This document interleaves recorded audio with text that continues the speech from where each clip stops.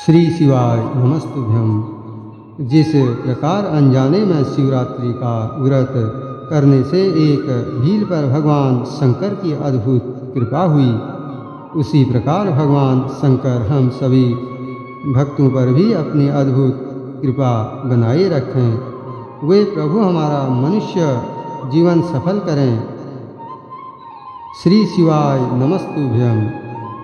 ऋषियों ने पूछा, सूत जी, पूर्व काल में किसने इस उत्तम शिवरात्रि व्रत का पालन किया था और अनजाने में भी इस व्रत का पालन करके किसने कौन सा फल प्राप्त किया था? सूत जी ने कहा, ऋषियों, तुम सब लोग सुनो। मैं इस विषय में एक निषाद का प्राचीन इतिहास सुनाता हूँ जो सब पापों का नाश करने वाला है। पहले की बात है, किसी वन में एक भील रहता था जिसका नाम था गुरुद्रोह। उसका कुटुंब बड़ा था तथा वह बलवान और क्रूर स्वभाव का होने के साथ ही क्रूरता पूर्ण कर्म में तत्पर रहता था।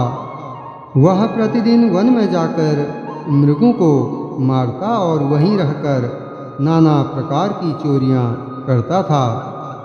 उसने बचपन से ही कभी कोई शुभ कर्म नहीं किया था। इस प्रकार वन में रहते हुए उस दुरात्मा भील का बहुत समय बीत गया। तदंतर एक दिन बड़ी सुंदर एवं शुभ कारक शिवरात्रि आई, किंतु वह दुरात्मा घने जंगल में निवास करने लगा था, इसलिए उस व्रत को नहीं जानता था। उसी दिन उस भील के माता पिता और पत्नी ने भूख से पीड़ित होकर उससे याचना की, वनेचर हमें खाने को दो।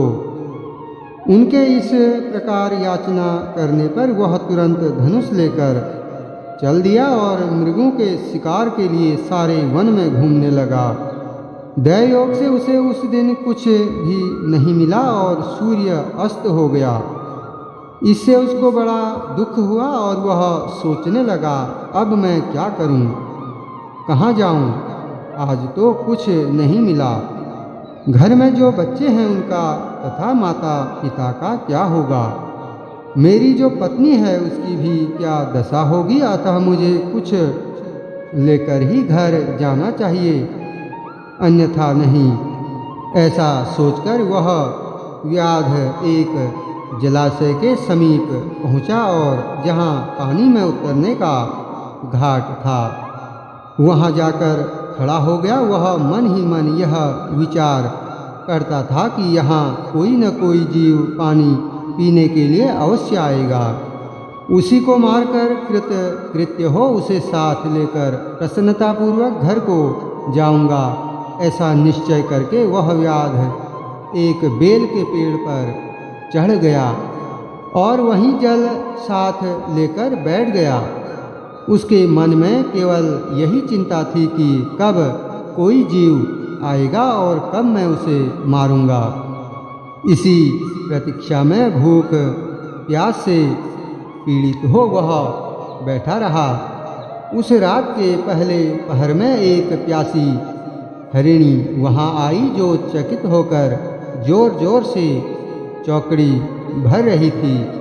ब्राह्मणों उस मृगी को देखकर व्याध को बड़ा हर्ष हुआ और उसने तुरंत ही उसके वध के लिए अपने धनुष पर एक बाण का संधान किया। ऐसा करते हुए उसके हाथ के धक्के से थोड़ा सा जल और बिल्व पत्र नीचे गिर पड़े। उस पेड़ के नीचे शिवलिंग था। उक्त जल और बिल्व पत्र से शिव की प्रथम पहर की पूजा संपन्न हो गई। उस पूजा के महात्म्य से उस व्याध का बहुत सा पातक तत्काल नष्ट हो गया। वहाँ होने वाली खड़खड़ाहट की आवाज़ को सुनकर हरिणी ने भय से ऊपर की ओर देखा। व्याध को देखते ही वह व्याकुल हो गई और बोली। मृगी ने कहा, व्याध, तुम क्या करना चाहते हो? मेरे सामने सच सच बताओ। हिरणी की वह बात सुनकर व्याध ने कहा, आज मेरे कुटुंब के लोग भूखे हैं, अतः तुमको मारकर उनकी भूख मिटाऊंगा, उन्हें तृप्त करूंगा। व्याध का वह दारुण वचन सुनकर तथा जिसे रोकना कठिन था उस दुष्ट भील को बाण ताने देखकर मृगी सोचने लगी कि अब मैं क्या करूं, कहाँ जाऊं, अच्छा कोई उपाय रचती हूँ। ऐसा विचार कर उसने वहाँ इस प्रकार कहा। मृगी बोली, भील, मेरे मांस से तुमको सुख होगा, इस अनर्थकारी शरीर के लिए इससे अधिक महान पुण्य का कार्य और क्या हो सकता है। उपकार करने वाले प्राणी को इस लोक में जो पुण्य प्राप्त होता है उसका 100 वर्षों में भी वर्णन नहीं किया जा सकता। परंतु इस समय मेरे सब बच्चे मेरे आश्रम में ही हैं। मैं उन्हें अपनी बहन को अथवा स्वामी को सौंपकर लौट आऊँगी। वनेचर, तुम मेरी इस बात को मिथ्या न समझो, मैं फिर तुम्हारे पास लौट आऊँगी, इसमें संशय नहीं है।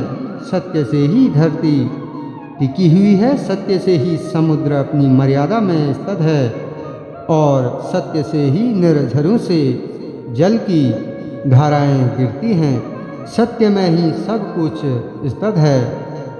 सूत जी कहते हैं, मृगी के ऐसा कहने पर भी जब व्याध ने उसकी बात नहीं मानी तब उसने अत्यंत विस्मित एवं भयभीत हो पुनः इस प्रकार कहना आरंभ किया।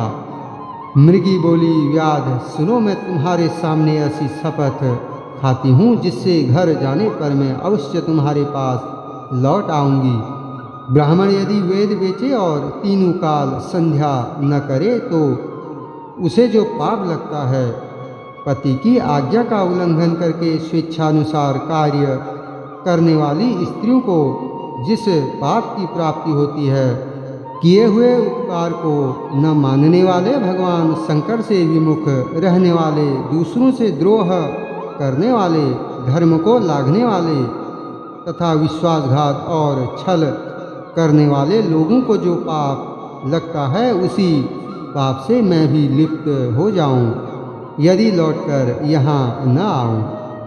इस तरह अनेक शपथ खाकर जब मृगी चुपचाप खड़ी हो गई तब उस व्याध ने उस पर विश्वास करके कहा, अच्छा अब तुम अपने घर को जाओ। तब वह मृगी बड़े हर्ष के साथ पानी पीकर अपने आश्रम मंडल में गई। इतने में ही रात का वह पहला प्रहर व्याध के जागते ही जागते बीत गया। तब उस हिरणी की बहन दूसरी मृगी जिसका पहली ने स्मरण किया था उसी की राह देखती हुई जल पीने के लिए वहाँ आ गई। उसे देखकर भील ने स्वयं बाण को तरकस से खींचा।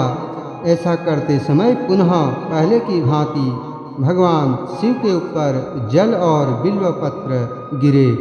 उसके द्वारा महात्मा शंभु की दूसरे प्रहर की पूजा संपन्न हो गई। यद्यपि वह प्रसंगवश ही हुई थी तो भी व्याध के लिए सुखदायिनी हो गई।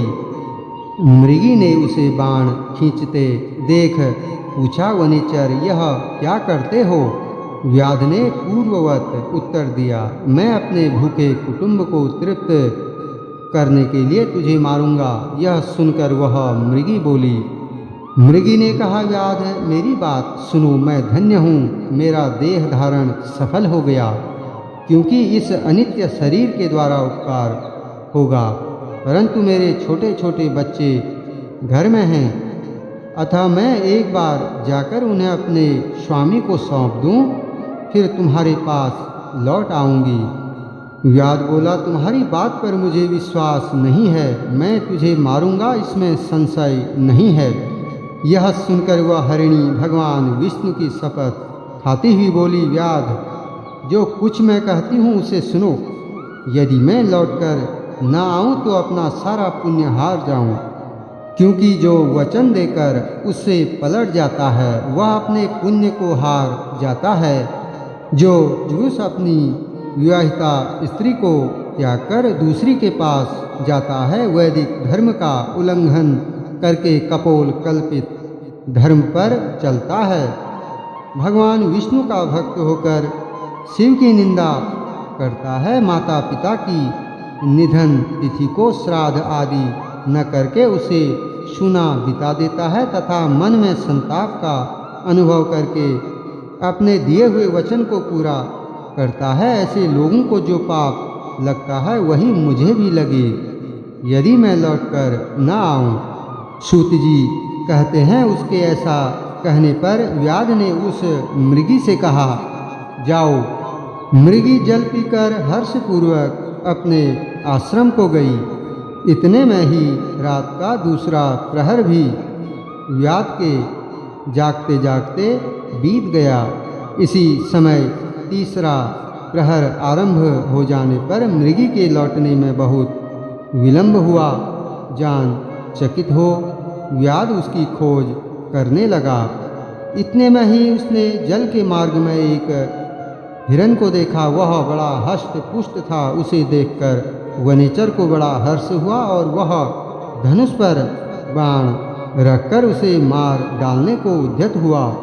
ऐसा करते समय उसके प्रारब्धवश कुछ जल और बिल्वपत्र शिवलिंग पर गिरे। उससे उसके सौभाग्य से भगवान शिव की तीसरे प्रहर की पूजा संपन्न हो गई।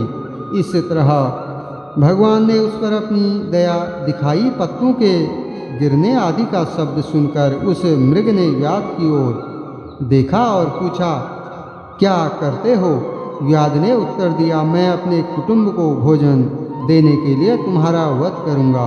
व्याध की यह बात सुनकर हरिण के मन में बड़ा हर्ष हुआ और तुरंत ही व्याध ने इस प्रकार बोला। हरिण ने कहा, मैं धन्य हूँ, मेरा हष्ट पुष्ट होना सफल हो गया, क्योंकि मेरे शरीर से आप लोगों की तृप्ति होगी। जिसका शरीर परोपकार के काम में नहीं आता उसका सब कुछ व्यर्थ चला गया।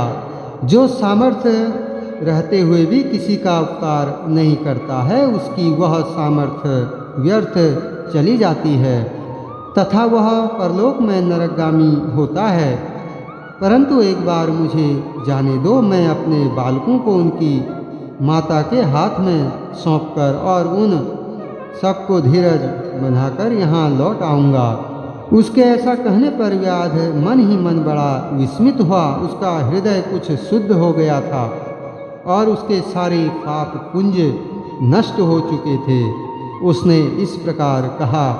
व्याध बोला, जो जो यहाँ आए वे सब तुम्हारी ही तरह बातें बनाकर चले गए, परंतु वे वंचक अभी तक यहाँ नहीं लौटे हैं। मृग, तुम भी इस समय संकट में हो, इसलिए झूठ बोलकर चले जाओ, फिर आज मेरा जीवन निर्वाह कैसे होगा? मृग बोला, व्याध, मैं जो कुछ कहता हूँ उसे सुनो। मुझ में असत्य नहीं है। सारा चराचर ब्रह्मांड सत्य से ही टिका हुआ है। जिसकी वाणी झूठी होती है उसका पुण्य उसी क्षण नष्ट हो जाता है। तथापि भील, तुम मेरी सच्ची प्रतिज्ञा सुनो।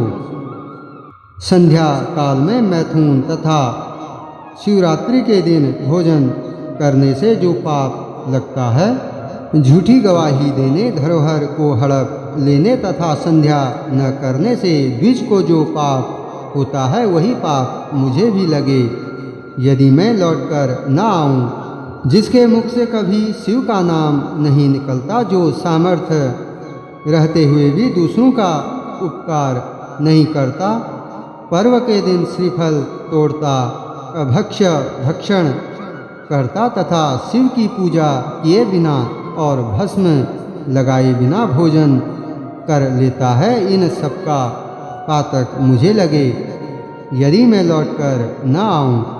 सूत जी कहते हैं, उसकी बात सुनकर व्याध ने कहा, जाओ शीघ्र लौटना। व्याध के ऐसा कहने पर मृग पानी पीकर चला गया। वे सब अपने आश्रम पर मिले।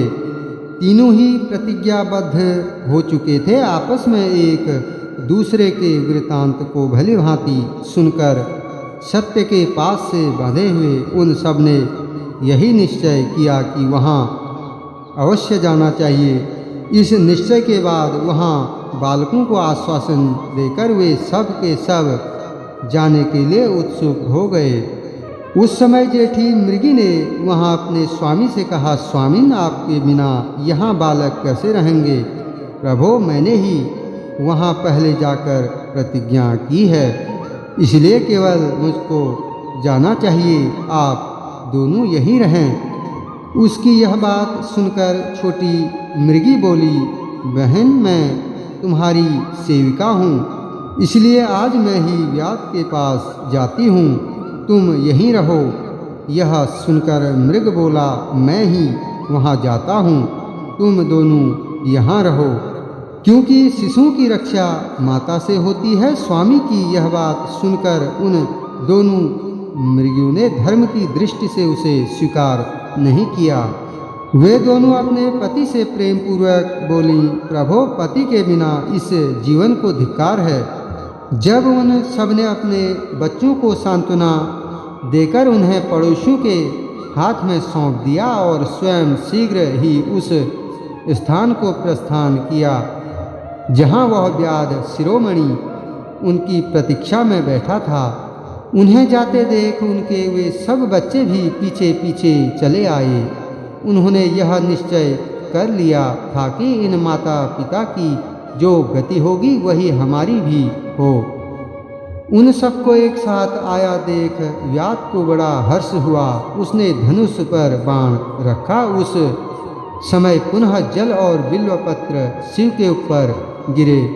उससे शिव की चौथे प्रहर की शुभ पूजा भी संपन्न हो गई। उस समय व्याध का सारा पाप तत्काल भस्म हो गया। इतने में ही दोनों मृगियाँ और मृग बोल उठे, व्याध शिरोमणे, शीघ्र कृपा करके हमारे शरीर को सार्थक करो। उनकी यह बात सुनकर व्याध को बड़ा विस्मय हुआ। शिव पूजा के प्रभाव से उसको दुर्लभ ज्ञान प्राप्त हो गया। उसने सोचा, ये मृग ज्ञानहीन पशु होने पर भी धन्य हैं, सर्वथा आदरणीय हैं, क्योंकि अपने शरीर से ही परोपकार में लगे हुए हैं। मैंने इस समय मनुष्य जन्म पाकर भी किस पुरुषार्थ का साधन किया? दूसरे के शरीर को पीड़ा देकर अपने शरीर को पोसा है। प्रतिदिन अनेक प्रकार के पाप करके अपने कुटुंब का पालन किया है। हाय, ऐसे पाप करके मेरी क्या गति होगी, अथवा मैं किस गति को प्राप्त होऊंगा? मैंने जन्म से लेकर अब तक जो पातक किया है उसका इस समय मुझे स्मरण हो रहा है। मेरे जीवन को धिक्कार है, धिक्कार है। इस प्रकार ज्ञान संपन्न होकर व्याध ने अपने बाण को रोक लिया और कहा, श्रेष्ठ मृगो, तुम जाओ, तुम्हारा जीवन धन्य है। व्याध के ऐसा कहने पर भगवान शंकर तत्काल प्रसन्न हो गए और उन्होंने व्याध को अपने सम्मानित एवं पूजित स्वरूप का दर्शन कराया तथा कृपा पूर्वक उसके शरीर का स्पर्श करके उससे प्रेम से कहा, भील, मैं तुम्हारे व्रत से प्रसन्न हूँ, वर मांगो। व्याध भी भगवान शिव के उस रूप को देखकर तत्काल जीवन मुक्त हो गया और मैंने सब कुछ पा लिया, यूं कहता हुआ उनके चरणों के आगे गिर पड़ा। उसके इस भाव को देखकर भगवान शिव भी मन ही मन बड़े प्रसन्न हुए और उसे गुह नाम देकर कृपा दृष्टि से देखते हुए उन्होंने उसे दिव्य वर दिए। भगवान शिव बोले, व्याध, सुनो, आज से तुम श्रृंगवेरपुर में उत्तम राजधानी का आश्रय ले दिव्य भोगों का उपभोग करो। तुम्हारे वंश की वृद्धि निर्विघ्न रूप से होती रहेगी। देवता भी तुम्हारी प्रशंसा करेंगे। व्याध, मेरे भक्तों पर स्नेह रखने वाले भगवान श्री राम एक दिन निश्चय ही तुम्हारे घर पधारेंगे और तुम्हारे साथ मित्रता करेंगे। तुम मेरी सेवा में मन लगाकर दुर्लभ मोक्ष पा जाओगे। इसी समय वे सब मृग भगवान शंकर का दर्शन और प्रणाम करके मृग योनि से मुक्त हो गए तथा दिव्य देहधारी हो विमान पर बैठकर शिव के दर्शन मात्र से शाप मुक्त हो दिव्य धाम को चले गए। तब से अर्बुद पर्वत पर भगवान शिव व्याधीश्वर के नाम से प्रसिद्ध हुए, जो दर्शन और पूजन करने पर तत्काल भोग और मोक्ष प्रदान करने वाले हैं। महर्षियों, वह व्याध भी उस दिन से दिव्य भोगों का उपभोग करता हुआ अपनी राजधानी में रहने लगा। उसने भगवान श्री राम की कृपा पाकर शिव का सायुज्य प्राप्त कर लिया। अनजाने में ही इस व्रत का अनुष्ठान करने से उसको सायुज्य मोक्ष मिल गया। फिर जो भक्तिभाव से संपन्न होकर इस व्रत को करते हैं वे शिव का शुभ सायुज्य प्राप्त कर ले। इसके लिए तो कहना ही क्या है। संपूर्ण शास्त्रों तथा अनेक प्रकार के धर्मों के विषय में भलीभांति विचार करके इस शिवरात्रि व्रत को सबसे उत्तम बताया गया है। इस लोक में जो नाना प्रकार के व्रत, विविध तीर्थ, भांति भांति के विचित्र दान, अनेक प्रकार के यज्ञ, तरह तरह के तप तथा बहुत से जप हैं, वे सब इस शिवरात्रि व्रत की समानता नहीं कर सकते। इसलिए अपना हित चाहने वाले मनुष्यों को इस शुभतर व्रत का अवश्य पालन करना चाहिए। यह शिवरात्रि व्रत दिव्य है, इससे सदा भोग और मोक्ष की प्राप्ति होती है। महर्षियों, यह शुभ शिवरात्रि व्रत व्रतराज के नाम से विख्यात है। इसके विषय में सब बातें मैंने तुम्हें बता दी। अब और क्या सुनना चाहते हो? ओम नमः शिवाय। श्री शिवाय नमस्तुभ्यं। श्री शिवाय नमस्तुभ्यं। श्री शिवाय नमस्तुभ्यं। हरे नमः, हरे नमः, हरे नमः।